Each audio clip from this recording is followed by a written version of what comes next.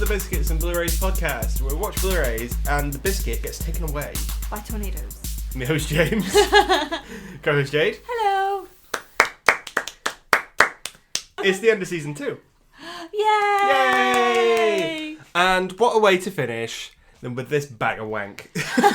You said banger very differently. No, I said no. No, you meant to say banger. I'm not playing these games. Yes, you did. Anytime I suggest films for the podcast, it always seems to be me. And you said, "Oh, can I pick one?"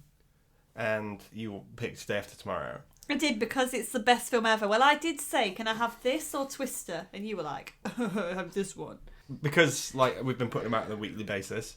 We've been putting it to a polls as to what the next episode will be. Mm-hmm. And this has lost the vote, like 7 times.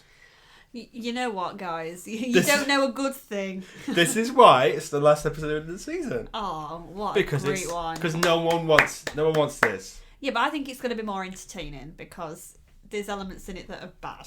There's elephants in it. Elephants? What? What? No, but there are some CGI wolves. We'll get to that. We've got a long way to get to. Yes. This is the film that was on the Blu-ray advert. Oh yeah, buy Blu-ray now. Oh, go get your Blu-ray, and then this would play, and then some other bits as well. It'd be like the movie Troy and stuff. They'd show that you could watch it in like ultra definition. Yeah, and it'd show it side by side with like, yeah. the DVD one. Yeah, those are the days. What a time! And to be fair to it, it made me want to buy a Blu-ray player. Of The Day After Tomorrow. No, a Blu-ray player, so something to play better films on. Like The Day After Tomorrow. Well, no, because that's this film, and this film is not very good. It is. No, I sit in that camp. It's not very good film. What, in the wrong camp? In a camp that happens to be Incorrect. filled with other people who are like-minded like myself, and there's you, and we're looking at your camp, and because you put it up yourself because there's no one else there. That's such a lie, right? Shout out to one of my best friends, Amber. This is her favourite film. This is Amber's favourite film. Yep. Amber, if you're listening, sort it out. Shut up. Does she listen to this? Yeah, probably. Great. Yeah, this film's not great. 2004 it came out? Did it? You should know, it's your favourite movie. It isn't my favourite movie. It's a movie I enjoy. Well, first things first, we should tell the story about you and tornadoes. Okay. Because you love them. You love them. It was 2004. Okay. I just find them absolutely fascinating. Always have. I find the weather fascinating, natural disasters, anything along those lines. I love it. And now, this extends out to what also relaxes you. So, I know a lot of people, they make it a big joke now on social media about girls especially watching serial killer documentaries. Mm-hmm. And literally like not being scared at all. They watch them as like a comfort film. I'm like that, but with weather documentaries. Mm-hmm. They just, I don't know, I don't know, it's because it's relaxing listening to like rain and stuff. I don't know what it is, but tornadoes especially, I don't know what they are, but it just does something to me. Sends you to sleep is what it does. Oh yeah, it does. It baffles me. Oh, I find it fascinating. I'm glad we're talking about this and not Twister. Because Twister, I feel like I haven't got many bad things to say about it. I don't like that film. I don't think it's very good. Well, you're wrong as well in that way. But I think I like that more than this. Then why did you pick this? Because you picked this. I asked you to pick between them, actually. Okay, and I picked this one because I've got a lot to say. Scientists, like real human scientists. Real people. People, meteorologists, I guess they're called. Big word. Yeah, they're the weather people, right? Spell it. MET, urologists. Urologist. They have gone on record and said that this is a pile of garbage. Like, it's not accurate to actual science. It's bonkers. It doesn't have to be, but didn't it try and say it was in some of its promotional stuff? I think that's what some people get out of it, is that it's, oh my god, climate change. This rode the wave, forgive the pun, of the whole climate change hysteria stuff that kind of went around. Yeah, and like still like a big deal, but back then everyone moved from diesel to unleaded, people recycled. You turned your lights off when you exited a room, not because of the cost of living crisis, because it was expensive, just because it was good for the environment. It was good for the planet. But every now and then the planet goes, you know what, fuck it, tidal wave. Don't know why, but I find extreme weather really fascinating. You're crazy. And I really do like a disaster movie. Okay, are you talking your natural disasters? Yeah. Your volcanoes, your Dante's Peak. Oh, I love Dante's Peak. I've never seen Dante's Peak. Oh, well, you missed it out. It's great. San Andreas. I liked San Andreas. Have you seen San Andreas? I have. Went to see it at the cinema. Doesn't he ride a big wave in that? He outruns a tidal wave. The weirdest thing ever. Okay. You can't do that. Sorry. Especially if you're a rock, you would sink. You would sink. Yeah, Yeah. they managed. It was like a colossal tidal wave as well. It's crazy. How big is that tidal wave compared to this tidal wave? I think they're probably about the same. Oh, so But wasn't there another film called Deep Impact, which also featured a very big tidal wave? Because that used to really scare me as a child. I think there's the two every now and then Hollywood puts out two films that are exactly the same, and we had Deep Impact and Armageddon the same year. Yeah. Maybe like 99, I want to say. Because how long did we have to wait to get 2012? 5 more years because that came out in 2009. Because then people were like, "Oh, the effects on 2012." And to be fair, they are good, but I think I've only seen that twice. The problem with 2012 is trash. I prefer The Day After Tomorrow to 2012 because there's no way that any of those situations are happening in 2012. I don't get it. I don't get that John Cusack can drive a car and outrun An earthquake. or like a crack in the Earth's thing or whatever. Yeah, it was silly. It was stupid. This is silly, but at least it takes itself a little bit serious. Yeah, there's something weirdly realistic about elements of it, which is odd. Yeah. It's funny you should say elements, because there's a lot of wind and rain. That was a segue. You're not impressed by that, yeah? No, I'm not. Okay. Do you think the effects hold up? Yes, I do. Except for the ones with the wolf. I think some of the weather ones do, especially the tornado stuff. I disagree about The the tornado. tidal wave stuff. The tidal wave is great. I'll give you that. And the tornadoes themselves, I think, look really good. Some of the stuff like with the flying debris are a bit stupid. You know, when the sign hits the reporter. Wasn't that in the trailer? Yeah, maybe. Amazing. But some of the snow scenes are good, I guess.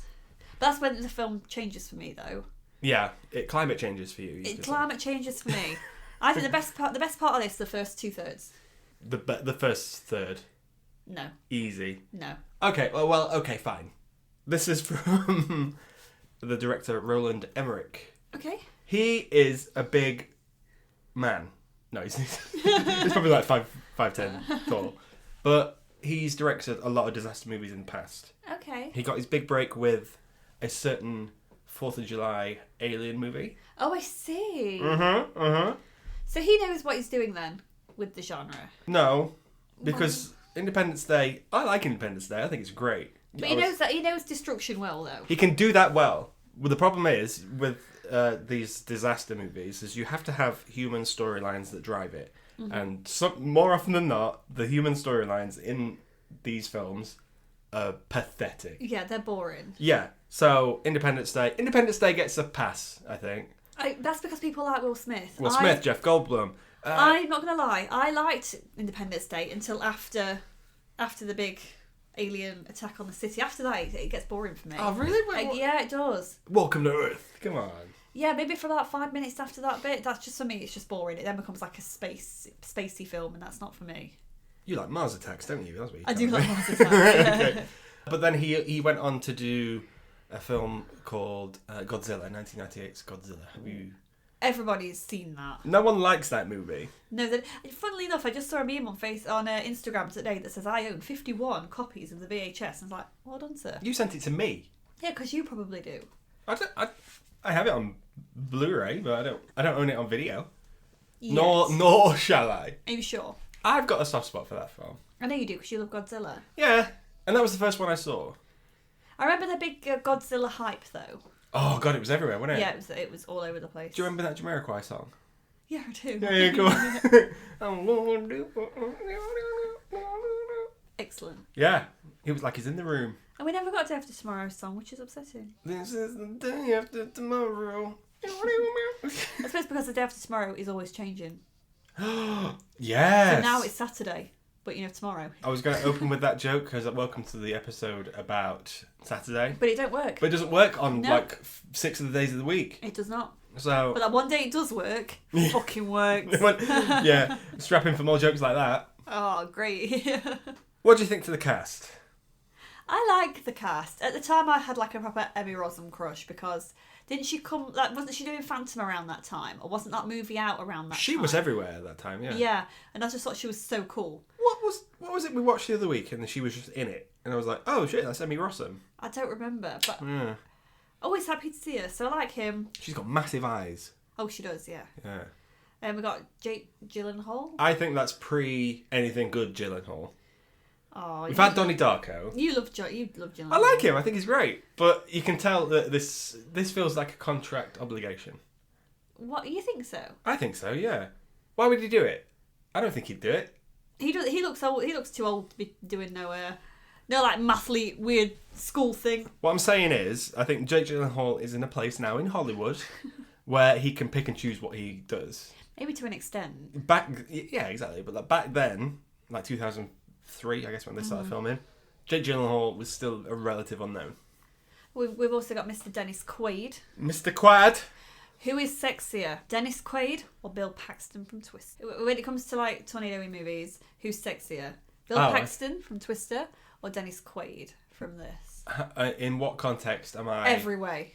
Who do I think is a better scientist? No, who's sexier? Who's sexier? Yeah. But are they sexy because they are a good scientist? No. Paxton. Who is a sexier character? Paxton. Yeah. It's because he wears that. Is it like a denim shirt or some shit he's got Oh, on? yeah. Love a man in denim. He just wants a divorce, but he can't have one. Gets back with her. Sometimes. He marries the Twister. He does, yeah. And that's the twist. But the Dennis Quaid's doing his best. I am a science man. Yeah. I think he's interesting. I think, for example, with later films, we get the same people. We're getting a lot of Gerald Butler crap pushed through our doors about that. Okay. I don't believe Gerald Butler is that kind of character. No, I agree. Whereas there's something more believable about Dennis Quaid. Maybe it's got like that dad face. Like you have to listen to him. It's the guy from Dragonheart. You've got to learn. You got to listen, and he's the dad from Parent Trap. So you have to listen. He's the dad from Parent Trap. Yes. He got parent trapped. He did, and then he had to marry her. I see a pattern emerging. There's a connection. If you're in a tornado movie, you have to then get married to something. Well, that's what happened to us. What? We met during a tornado movie. No, we We're didn't. getting No, married. we didn't. We didn't did. meet during a tornado movie. That would be insane. Ian Holm's in this as well, which I just think we should put out there. Oh, he's great though. He's Bilbo Baggins, I think. And he's in From Hell.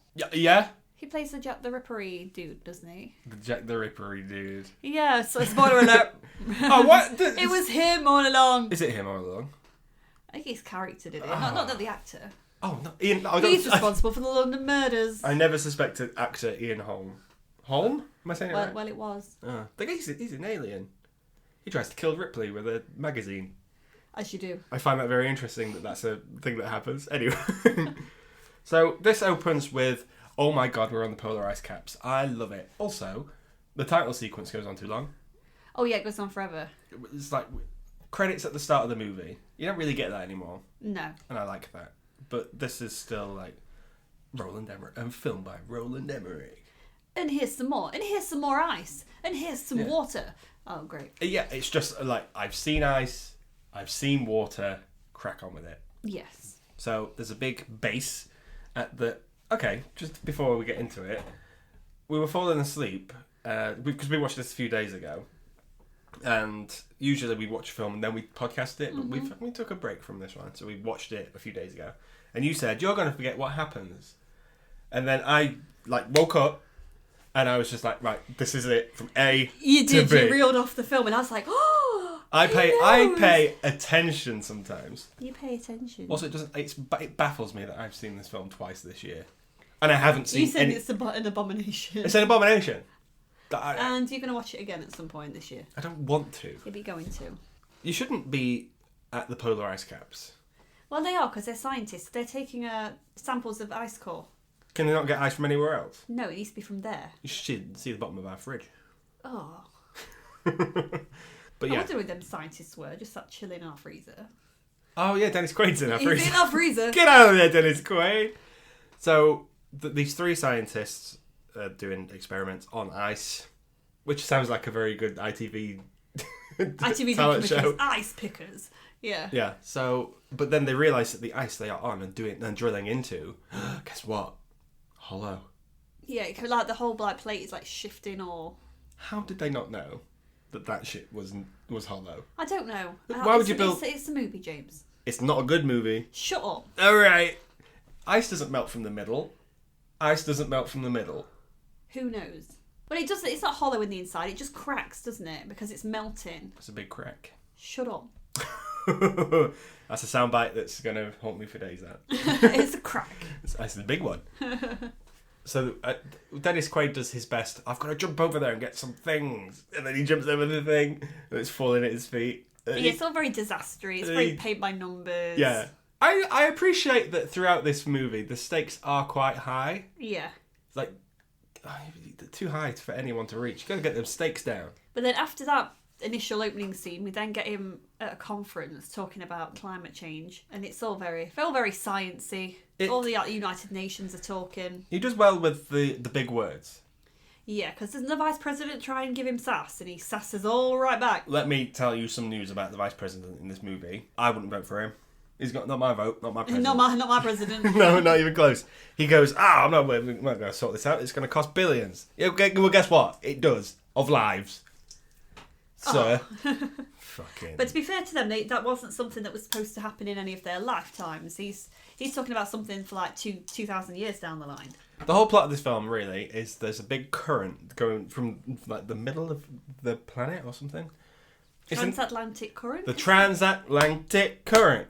And it goes the way it does. Mm-hmm. However, there's been a shift in the transatlantic current.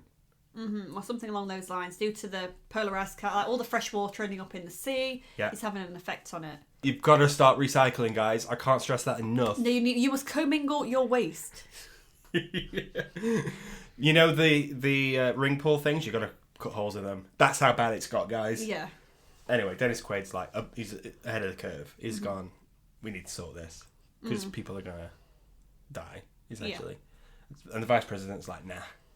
I don't want any of your crap, Dennis Quaid, he says. Dennis Quaid's like, haha, you're a bulb sack.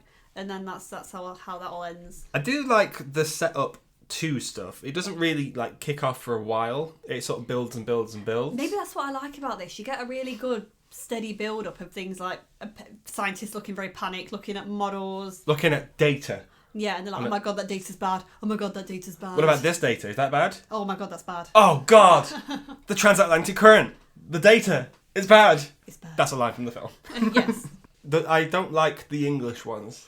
Right. Okay. Because do you mean the guy Ian Holmes' character who's in Scotland? That base. He's in Scotland. Yeah, that base there, because they are English characters who are written by American writers. Yeah, but they do that with every culture though. They write it very much for their own. I appreciate that's what they're doing. I just don't like it. Also, Manchester United, really? A lot of people like Man U. Not in my house. You don't like football. I don't care about football. He meets Ian Holmes' character at the conference, and they're like, "Let's share data sometime." So he goes off back to Scotland. The conference was held in India, where it is now snowing. That's a thing that happens. That's the thing. So it's quite unusual to get that kind of weather over there. You'd think so, wouldn't you? Yeah. Yeah, quite icy there. But then it then cuts to some crazy hail in Japan. Oh, yeah. That just kills that man randomly. That poor guy. I think that's what I don't like about disaster movies. It kills really random innocent people. Yeah, these people are just going about their day. They're probably... I mean, he probably avoided tax. I'm just saying, if all these people had avoided tax, then I could sleep easy watching this. Is what I'm saying. Okay. But if it's just the person who's... Yes, because you've just been watching Breaking Bad, so you've got tax on your head. I said this about the Roger Rabbit one. I think that shoe avoided tax. And I'll say it again. I think anyone who I think I'd like is in a character who then something bad happens and I don't appreciate... They're not paying their tax. Not paying their tax. But no, so that happens, and then it keeps going backwards and forwards between different data, and we then get more insight into Dennis Quaid's family. He's the father of Gyllenhaal. Who is way too old to be some kind of high school student. I don't know. No, I'd say so. Or right. University student. University. Because he's flying off to New York to do some kind of maths competition. Mathletes, I think, is it? It's not mathletes. It could be. It's like Trivial Pursuit for clever people. University Challenge. Yeah, okay. Yeah. He's friends with Emmy Rossum as well. Mm-hmm. We'll put a pin in that for later. Yeah. Because that might come back. But on their flight to New York, they get really extreme, horrible clear air turbulence. Yes, and that's not good for anyone. No, because it's quite scary, and that's one thing I don't like about planes. I'm always scared that like the little trolley thing will come and get you. I don't like down the middle. I don't like the shot of it coming down the aisle though. I don't want the trolley's point of view. where it's like where you just see Jake Gyllenhaal's face pop out and then pop straight back in. But it's heading straight towards the stewardess. It's like, I'm coming for you. Yeah. Oh yeah, and it does a number on her almost. No, it nearly does. It hits the cockpit door instead. Yeah. Wow. And then they land. They're fine. But the friend of Gyllenhaal says it's a 1 in a billion chance, and he's like, or is it a million? It's a 1 in something chance of a plane being downed just purely by turbulence. And then, as luck would have it, Jake Gyllenhaal's arrived safely and he's watching the news and there's been plane crashes. So that's later on. Yeah. But he's like, 1 in a billion, you said. But yeah, that's later on after all the tornado stuff. Oh, that was before. Yeah, because you can see why something like that. Supercells will probably do things like that. Yes, of course. Some of the scientists aren't very good at their job. No, indeed. Nor are they taking it seriously.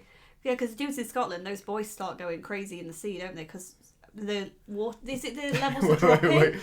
For a second, I thought you meant the people, like the boys are going mental in the sea. The boys are going mental in I the was sea. like, what are they doing in the sea? They shouldn't be in the sea. I was like, no, the boys. The boys. The boys, yeah. So yeah, so they all start going crazy and they're like, what's the likelihood of 1 malfunctioning? What about 2? What about 3? 3 boys. almost all these lights are flashing. It's almost like bingo. They nearly have they've nearly got like a line. Yeah. They've nearly got a cheeky line. It's a tic-tac-toe of boys. All the corners. Call it out, guys. 65. Yeah, bingo. So they report some shit, and they then put it all through a computer, and then they ring Jack and go, we've been putting all our stuff through models, and the only one that's close enough is yours. Mm-hmm. And he's like, what? That doesn't make any sense. Looks like I've got some work to do. I said it'd be 2,000 years, and Inholm's like, yeah, this is going to happen in like months, you dickhead. Not even months, days. It's the day after tomorrow, quite. It's honestly. like weeks. Yeah, it becomes so much quicker. But then what's the next disaster that we get? It is it's the NATOs. Yeah, so because we got all the bits and pieces with them at the university thing in New York. It's all filler. Most of this is filler. So we got Jake Gyllenhaal, obviously loving on Emma Rossum, and she's not that bothered. Well, she is, but he's not trying anything. The mates, yeah. Tornadoes in California. And then the tornadoes hit, and I think this is the best sequence in the film. Why? Only because you're biased towards the tornado. I love how they build it up from that man walking out of his house and grabbing the paper, and all the skies are going dark. Going grey, yeah. And the music swells up. It's like, oh my god, that's so cool. And yeah. you see all the the little wind things going around. I do appreciate that you can see them coming down. Yeah. Or am I mistaking that? Yeah, for they're called funnel clouds. It's baffling that you know so much about them. Quite honestly. It's not, because I watch enough documentaries about them. That's true, but not one. If you want one tornado, guess what? You get more than one. Oh my god, you are treated, guys. I counted them. Guess how many? How many? 15. No. 15 tornadoes. Oh, did I say 15? I meant 1,000.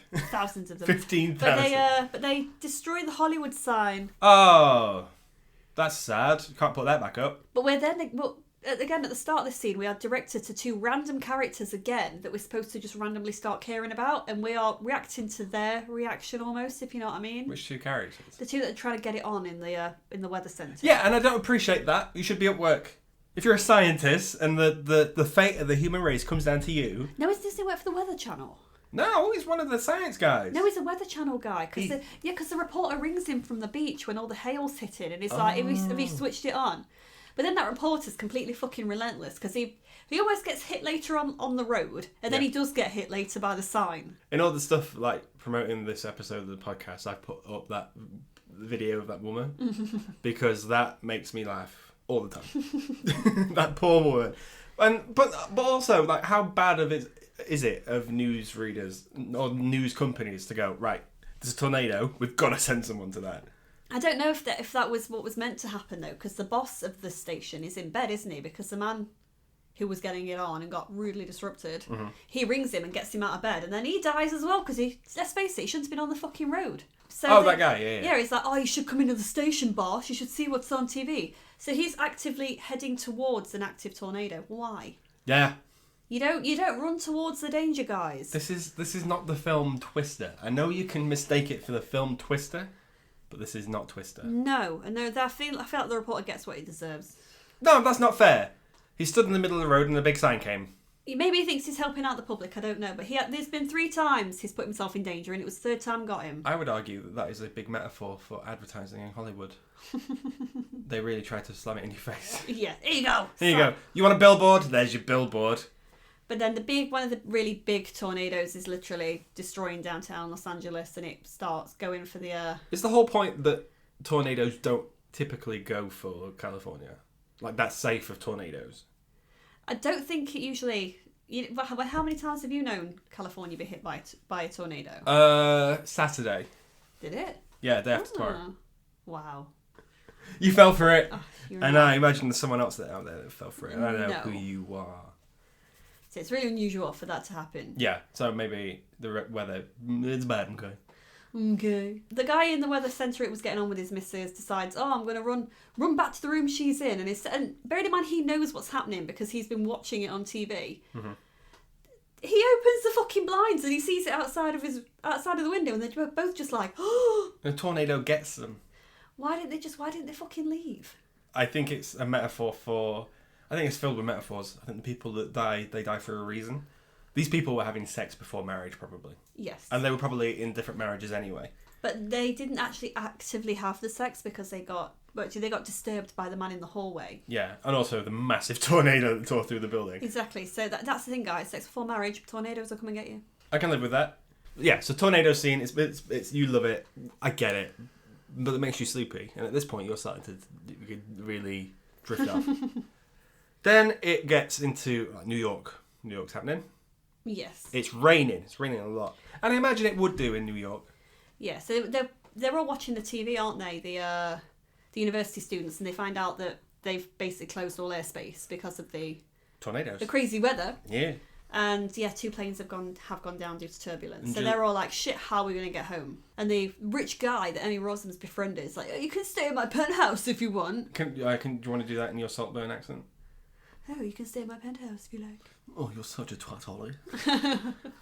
I don't like stuff. Someone's a bit salty about Saltburn. That's a good letterbox review. Didn't like it. I did though. You fucking. I know a good film though. No, it's not. It's vile. It's a horrible film. I'll murder on the dance floor, you babe. I do appreciate the resurgence of Sophie Ellis-Bextor. I appreciate that. Anyway. So they waste time basically, don't they, by fanning about in this guy's penthouse? Yeah. No. Yeah. No. Yeah, and then they decide, actually, no, we're gonna. We should make a break for it. They never get to the end of that storyline. So the guy whose penthouse they're in, he's like, I'm going to pick up my little brother. He's like in school downtown or something. And then you never hear about it ever again. Are you sure that's not the little brother that's later on in the movie? When you said there's a... Maybe they cut a scene. Probably. I can imagine most of this. Yeah, because completely cut to the end. Yeah. In the library scene, we never see any children in that library. Then all of a sudden, when they're being rescued at the end... There's a child there. Yeah. Is he with them? The penthouse boy. They must have cut some stuff out. Yeah. Well, it's all filler anyway. It is all filler. We're here for the waves and the nados. Yeah, so the next big disaster is on its way. Oh, I do like this bit, though. Which is your favourite sequence in this? So do you like the build-up with all I've just told you. No, do you like the build-up with all the rain and stuff, where all the streets are completely flooding, all the rats are running away? Not bothered by that. No, because that feels very Titanic. It's true, though. It's not true. It is. It's not true. It is. This couldn't happen. You have to follow the rats. Oh, okay. Follow the rats. Follow the rats, Rose. But no, I do like when it cuts to the big wave, like off the island, and then it smashes into the Statue of Liberty. Yeah. All that, like from this point on, for the next 5 minutes, is pretty good. Yeah, it kind of goes. The wave kind of hits New York it's a bit like a maze, isn't it? It would slow that water down. That wave's coming at probably let's say 70 miles an hour. But it hits like a brick wall, doesn't it? Well, it's got to go somewhere. Yeah, but you've seen what it did to like the likes of Japan and stuff, and Haiti when it hit. It flattens everything, doesn't it? Yeah, but most of these skyscrapers stay standing. Well, they're concrete, aren't they? So they're a bit different. I don't know. You'd have thought. You would have thought, but yeah. I do like it, though. I think the budget here is put into the tornadoes and the wave. As it should be. I agree to an extent. I think you do need to use it sparingly. Because we get some shit wolves later on. We do. But anyway, this bit, I don't like how it does the whole, we've got to outrun it. Like, you can outrun it, I guess. But come on. Yeah. Where they're running into the library, and then Emmy Rossum's like, oh, but there's someone trapped in a taxi. I've got to help him. And then she cuts her leg. Septicemia is a killer, and then she goes back to get their passports and stuff. Yeah, and it's like, there's a big fucking wave. And she's it's like, New York is clearly flooding. You just leave that bag. And she looks up and she's like, oh, I didn't see that there. I was like, yes, come on, Emmy Come on, Rossum. guys. You've got massive eyes, Emmy Rossum. You saw that from where it was at the Statue of Liberty. Exactly. You know that was coming. Well, that implies that Emmy Rossum has X-ray vision. She does. What? She's an X-Man. What? Yeah. Okay, cool. But yeah, I don't like any of that. I do like it when the wave comes in, when the boats come in. But yeah, after the wave has hit New York, you've got Dennis Quaid's character, Mr. Sexy Quaid, and his wife are all they're all panicking. Yeah. So they know that the wave has hit, but they don't know anything about their son, if he's okay. But he manages to ring them from a payphone.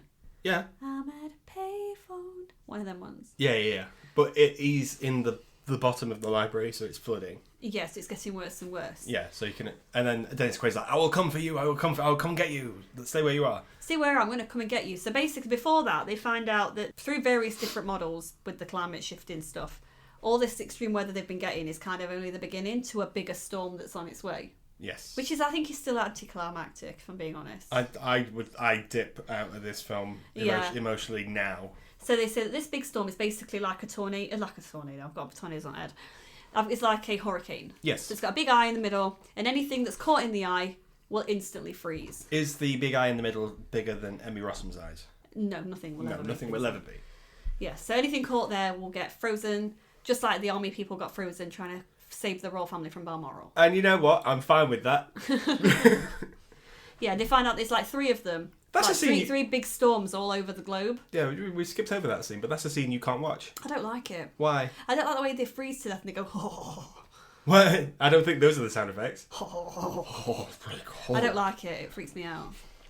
Always has. I think his last words should have been, the treasure is buried at... and then just frozen. Dead Tom. Exactly. You should have dead Tom in it. But yeah, so that's why. So Dennis Quaid knows that already and he's like, you know what, you're going to be affected too. Don't go out in the storm, it's going to kill you. Yes. Most of these people choose not to do that. Well, that's not the thing. First of all, we get some random fucking boat. Yeah, well, okay, it's a freighter is what it is. Mm-hmm. And it comes up by the side of the library. Which because it's all flooded by now. New York is completely. But like, it comes next to the library, but that's got to be weaving in and out of the buildings because that is not taking out any of those buildings. No, and then it just gets stuck there. Yeah, because it's a plot device. We need wolves to happen. Yeah, there are wolves in this movie. That's what I also don't understand. So we find out that the animals have been reacting to this extreme weather, and the wolves get out. Yeah. This is before the tidal wave hits. Uh-huh. Where the fuck were those wolves? On the boat. They were driving the boat. They were on the boat. That boat, all I'm saying is, the wolves get out, that's fine, whatever. But then the boat, and the snow comes down and stuff, and it freezes over. Well, no, the waves come, and then the boat weaves in and out of the buildings and stuff. But obviously something is driving the boat to make it do that. So it's the wolves. I think the wolves have gone, right, it's our time to shine. Let's go. How did they get on the boat to begin with, though? They just did, okay? They just materialised on the boat. Maybe they commandeered the boat to begin with. Maybe it was always in the harbour. Pirate wolves. Pirate wolves. Oh. Yeah, that's exactly what happened. This film is shit. Because otherwise, where the fuck would those wolves have been? Swimming. They can swim really well. Everyone knows a wolf can hold its breath for an hour. Really? I don't know. Probably not. But but that's the thing, though. Where were they? All you've got in New York skyscrapers. You can't tell me no one's seen a fucking wolf. What they did is they ran up. They saw the wave come in and they went, "Okay, we should go inside." And then went up to higher ground, but just high enough to then jump onto the boat. So when the boat comes up next to them, they're like, "Right, is it our time to shine, guys? Our time to shine. Let's go." Yeah, that's one of the stupidest plot devices ever. I'm trying to make it better for you with this. No one needed pirate wolves. I want to see that. I know you do. That's all I'm saying. It would improve this film tenfold. Well, we've not got to the pirate wolves yet. All we've got is this random freighter just getting stuck next to the library, conveniently, because it needs to for later on for the plot. For the wolves, for Emmy Rossum's septicemia. Yeah, so otherwise, I don't know how it got there. I don't know how it managed to navigate its way around New York, but it did. So we've got a bunker down. It's getting snowy now. It's getting cold. As it's getting colder and colder and colder, eventually it freezes, and the people in the library see survivors trying to make their way on foot. Where they think they're going, I don't know. But then one of the survivors is like, I've heard from my sister down south, they're evacuating. So they assume that they can all just walk the snow. They walk it to Mexico, yeah. From New York. Yeah. In that cold. Yeah. Eating what? Wolves. No. Eating wolves. Yeah, they have no real clue. They follow this really dumb police guy. The policeman goes, okay, there's people walking, and if we join them, that's fine. And then, but Jake Gyllenhaal is obviously a scientist for a dad. So he goes, I've got information that I should tell everyone, but I'm not going to exclaim it until it's too late. And then it's going to make everyone really frenzied. Which is what he does. He essentially goes, excuse me, I've got some news. We shouldn't be going outside. And if you go out, people will die. And then people are like, what? Because what I don't understand as well is they decide to raid, because once all those people fuck off and they leave anyway, yes. They decide to raid the staff room, and they get loads of like packets of crisps and biscuits out of those things. First of all, you've just realised that people can walk out on that snow. Yeah. You're not telling me there's not other buildings around where you can actively loot to get food. Why do you have to be just assuming you must live on the shit out of the vending machine? What's wrong with the stuff in the vending machine? Because that weren't going to last them very long, because that was the police guy's argument. Yes, M&M's and potato chips. Was not going to be sufficient enough. Well, you know what? That's all I've had to eat this week. And I'm still alive. That's kind of right. James, everybody, ate a full tub of cheese last night. I am who I am. 50% cheese there. 50% cheese man. Yeah, cheese boy. That cheese strings guy. It's James. That's me. Yeah. Cheese strings, if you want to send us any money for that plug, feel free. Anyway, Gyllenhaal's like, okay, let's burn some books. And the librarian's like, oh, you can't burn books. Are you mad? But with his good news, because the homeless man with his dog, they're safe. Everyone, that dog is safe. That is a plot device that Roland Emmerich always puts in his movies, where if there is a dog, you remember the one from Independence Day? We're happy to see that. Dante's Peak also does something similar. I think that is that dog survives. The thing is, you can do. I think there's a big rule in screenwriting, is where you can lose the audience, is that you can kill any people you want. People are fair game.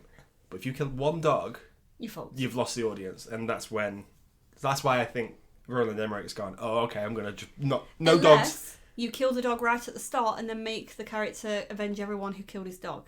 John Wick. John Wick, okay. I haven't seen it. I know that's what happens. And I still questioned it.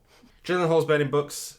There's a good joke about you can't burn Nietzsche. You know, is a great philosopher. Yeah. And then Gyllenhaal's friend goes, oh, it's okay. We've got loads of tax law down here. And I think that's very funny. You and your fucking tags. You don't even pay tags. I pay tax. You must die in a movie. If I say that I don't like people who avoid tax often enough, then hopefully I can get away with not paying tax and really throw them off the scent.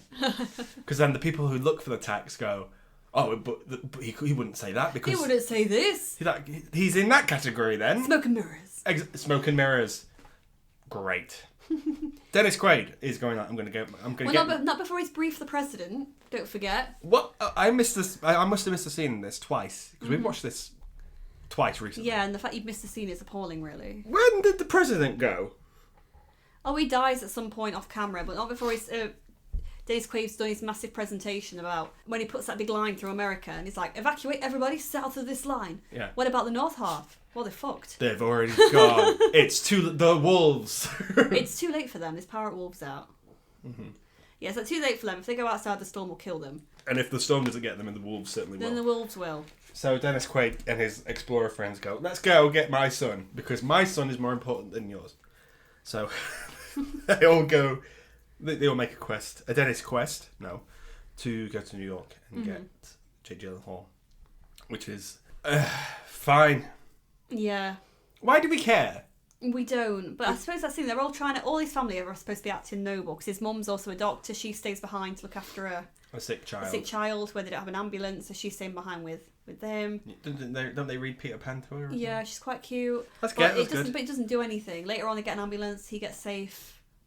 Fine. That's it. She gets evacuated out.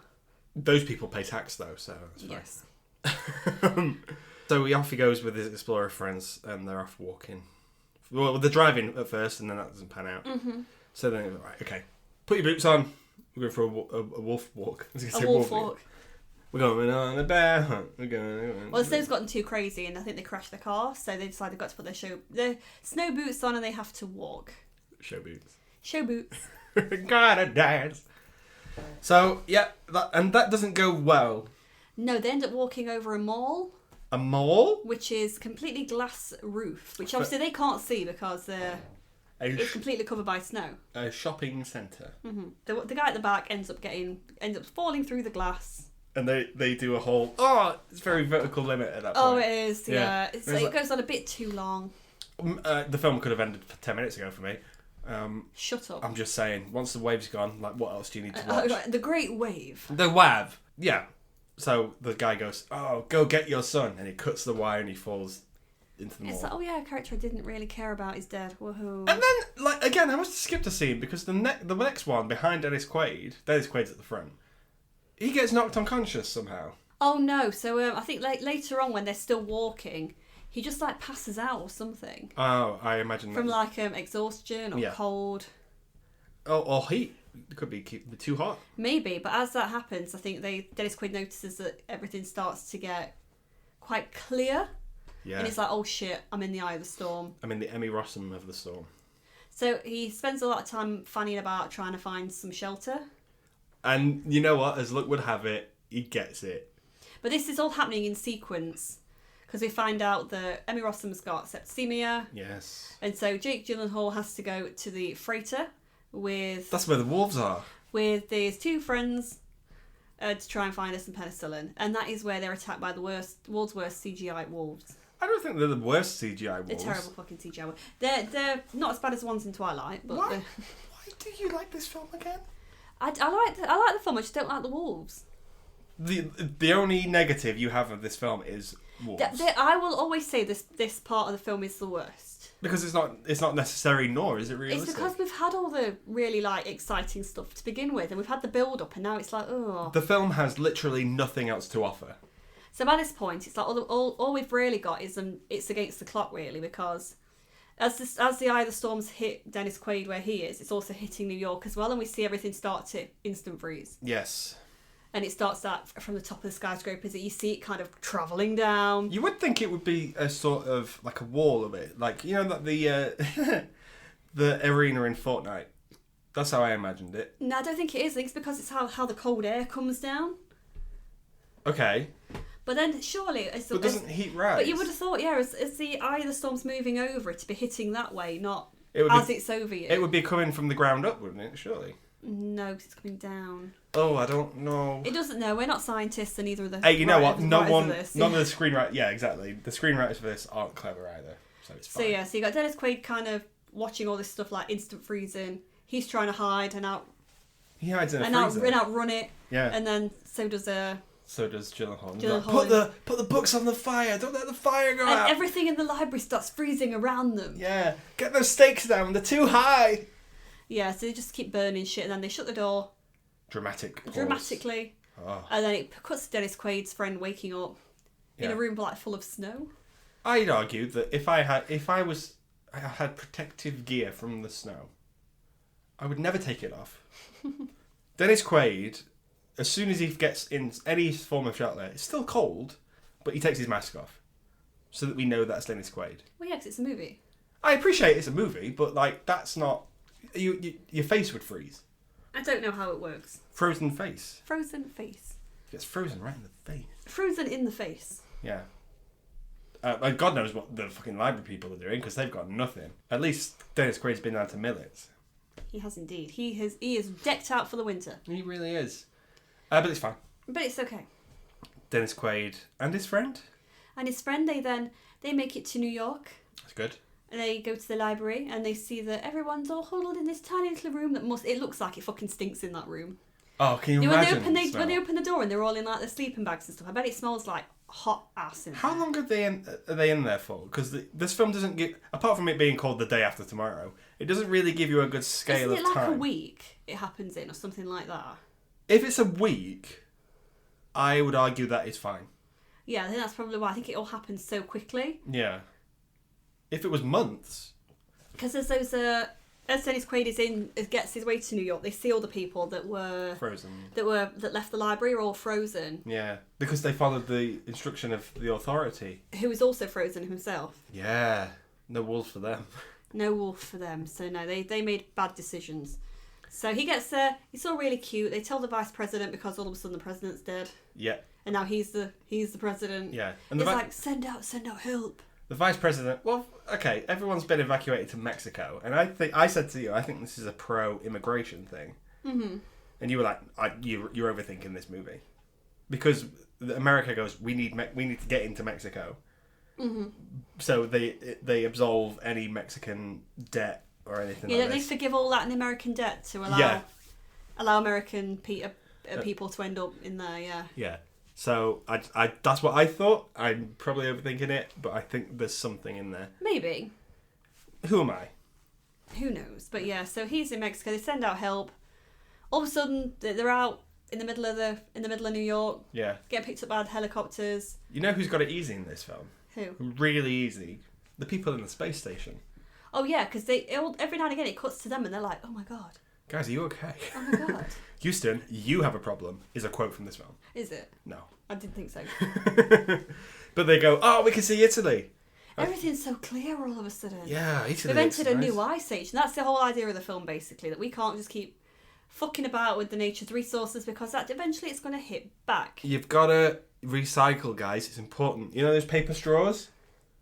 Every little helps. Exactly, but as a general world as we are right now, aren't we still coming out of an ice age? I don't know. I'm pretty sure our world's heated. I don't think we're helping things with global warming, but our planet's always cooling and getting warmer and then cooling again. And you have a degree in science. No, I do not. Okay, so... Well, I'm talking shit now. This could be anything. But, yeah, and that's it, isn't it? It's kind of like, oh yeah, we're in a new ice age now. Fun. Fun for the wolves. If anyone's still alive, wolves. Yeah. Oh, essentially what this film needed was a post-credit scene where, like, all the mammoths just, like, rise from the grave and they go, right, it's our time to shine. Our time now. And then they all bust into Do the Dinosaur, that song. What? And then do you know, you nearly had something there, and then you fucking spoiled it, didn't and then you? Scrap from Ice Age is... Oh, if he'd have come in with his little acorn, that'd be so little cute. acorn. And then Elsa's there, and she's like, "Oh, maybe that's what caused it. The polar shift at the beginning, you know, with the ice crack that appears. Yeah. Maybe it was him all along. That fucking acorn. He gets it in the end. He does, and it's so happy. R.I.P. Blue Sky Studios. We miss you, Blue Sky what Studios. a time. Yeah. This film's not very good. Oh, I love it. I'm sure there's something to like for people in this. I appreciate it's a good special effects blockbuster. It's one of those ones that you can put on and you can just... It's mindless, but it's entertaining. At least the first 2/3 are. The first third is. No, I don't agree. I think the first 2 are. Honestly, once that wave happens, you can turn that shit off. That's to me where you then end up in the third. The third. No, because the middle is the wolf bit. Yeah, wolf bits later on. You get bad weather, you get wolves, you get snow. Yeah, the waves happen before the wolves. Let us all take a minute to talk about the real threat of this film, which is septicemia. Guys, if you have septicemia, like if you've got anything infected, you should get that checked out by a doctor. If you have a fever, if you have massive Emmy Rossum eyes... Her septicemia gets bad really quickly, doesn't it? Yes, because it's cold. Does that help? I don't know, because she must have... When she cut her leg on that car iron or something... Yeah. There was sewage and all sorts in the street. Oh! So that got all infected, wouldn't it? Because the sewers were all... Oh, New York. Because they said that New York stank, didn't they? Not why. What do you mean New York stank? They say it in one of the earliest scenes, they're like, New York really smells because all the sewers were flooding. Oh. Okay, I must have missed that bit as well. Yes, it's like, oh. Emmy Rossum, we're glad you're well, and septicemia is That's why all the rats were running out. Follow the rats' roads. The rats always know. Yeah, the rats always know. Yeah, I don't think this is not even close to Space Jam. Oh, I think it's better than Space Jam. Come on! There's so much to love in this, and I really do like this. This is one of my favourite blockbuster films. It's really mindless, but you can put it on a Saturday night and just chill out to. I can't stress enough that it is not scientifically accurate. But none of these films are they? No, are they ever meant to be? No, it's supposed to be enjoyable. But this isn't enjoyable. This isn't fun. Oh, I think it is. I love seeing weather fuck shit up. I would argue that 2012 is more fun because it's stupid. There's no characters likable in 2012. I agree, but at least it's doing like what the fuck moments instead of fake science shit. But that does the same thing. Anytime the weather or the Earth is fucking about is great. The stupid stuff at the end where they're all waiting for this wave to hit again. It's the fucking wave. Yeah. It's boring with the whole Noah's Ark stuff. Exactly. No character is ever going to be as good as that CGI. Ever. You could put who's the best character ever written? Batman. If you put Batman in this film, you're gonna be like, okay, that massive wave's good. And it even happened in the Pattinson one because there's a big wave in that. Everyone just likes a big wave, guys. This film sucks. It does not. But let us know what you think, please, because Jade's all alone in that camp by herself. Does someone join me? No one's ever going to join you in this. Amber's in there with me. Okay, well, it's just you two then. You've got a live situation going off where one of you is going to die first and then you have to eat the other there's one. other people that like this film, I guarantee it. Dennis Quaid probably doesn't even like this movie. Everyone likes this film. I think there's people out there that do like it. I disagree. I know my parents like it. Your parents like this? Yeah, they love a disaster movie. It's one of the better ones, I think. Yeah, I can't disagree with you. I just don't like disaster movies. Yes, I do. So if it's your genre, if you like a disaster film, this is one of the better ones, guys. What it is for me is that I picture what I'm doing in that situation because it's the real dead. world. I'm fucked. I'm frozen. I'm a popsicle. I'm a Biscuits and Blurays-icle. That was quite cool. Thank you. But I'm dead. I died first 5 minutes of this. Yeah. You died just watching it on TV. You're like, I died because, I was watching The Day After Tomorrow and it got colder and I died. Aww. Of boredom because this film sucks. I will remember you. What are you talking about? You're dead as well. No, I'm not. Oh, yeah, okay. Are you riding the wolves to safety? Yeah. Excellent. No, I'm riding the tornado. What? Yeah, I'm doing a whole Dorothy thing. Wicked Witch of the West over here. Oh yeah, I'll defy gravity. I don't care. I don't know what it means. Shut up, you do. But yes, well, that's the end of season 2. Woo! End of season 2. Just one of us clapping then, yeah? Oh, okay. Oh, no, never mind. Yay, No, end of season it's 2. done. It's done. Oh, that was nice, though. What a good season that was. I thought he was going to high-five me then. I was about to go, yay! We can do a high five. Yay! Yay! Ghostbusters next. I'm so excited. We're not taking a break for between seasons. We usually do. But this time, because we want to ride the Ghostbusters wave, we're just ploughing on. Because that's also doing something similar, isn't it, with Frozen Empire? I wonder if there's going to be a big wave in that. Maybe they will. It's New York. Do you think they managed to get over the Day After Tomorrow? Are you saying that this New York is the same as every New York in any film? Yeah. That's stupid. Well, it is. Okay, that's ridiculous. Just deal with it. Okay, fine. It suddenly got warmer. Watch out for the wave. No. Thank you for joining us for season 2. What has been your favourite episode of the season? Please let us know. Is it this one? I know it's this one. It ain't this one. I know it's this one. This one. Hope you join us for season 3, guys. Be good to see you there. It will. Until then. Goodbye. Bye.